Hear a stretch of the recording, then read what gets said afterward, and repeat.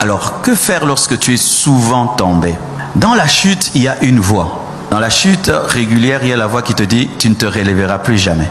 Un jeune qui est tout le temps dans la masturbation, par exemple, qui est tout le temps dans la pornographie, qui est dans l'impudicité, il y a une voix qui te dit « tu n'arriveras pas ». Tu étais là hier, avant-hier, et puis tu pleures, tu tombes, tu pleures, tu tombes. C'est lié à toi. Ne le crois pas.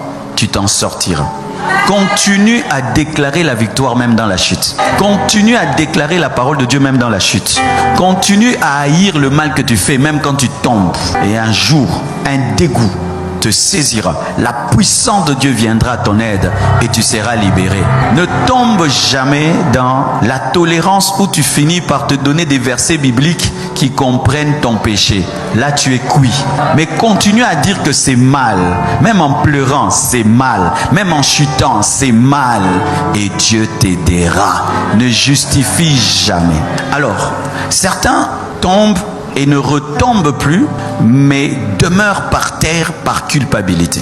Sur ton chemin, tu as avorté par exemple, et tu ne l'as jamais plus fait. Tu as demandé à Dieu pardon, mais tu as avorté. Personne ne sait, mais toi tu sais que tu as avorté. Ça va faire que quand tu veux prier, une voix te dit « Oh, avec ce que tu as fait ». Quand tu veux servir, « Oh, avec ce que tu as fait ». Et le diable qui t'a poussé hier à pécher va te dire « Tu ne peux plus servir Dieu comme si Dieu l'a mandaté pour être son ambassadeur. » N'écoute jamais le diable après avoir péché, mais écoute le Saint-Esprit. Quand tu écoutes le diable après avoir péché, tu vas te pendre comme Judas. Mais si tu écoutes le Saint-Esprit après avoir péché, tu vas demander pardon comme Pierre. Pierre et Judas ont presque commis le même péché. Judas a trahi Jésus et Pierre également. Pierre a pleuré, Judas s'est pendu. Lorsque tu pêches, n'écoute pas le diable. Il va te dire tu ne sers à rien. Tue-toi, suicide-toi, rentre dans le monde et tout. Ne l'écoute pas. Il n'a pas le droit de te parler après t'avoir fait tomber. Mais c'est Dieu qui a le droit de te parler. Et lui, quand il te parle, même si ça fait mal, c'est pour te relever.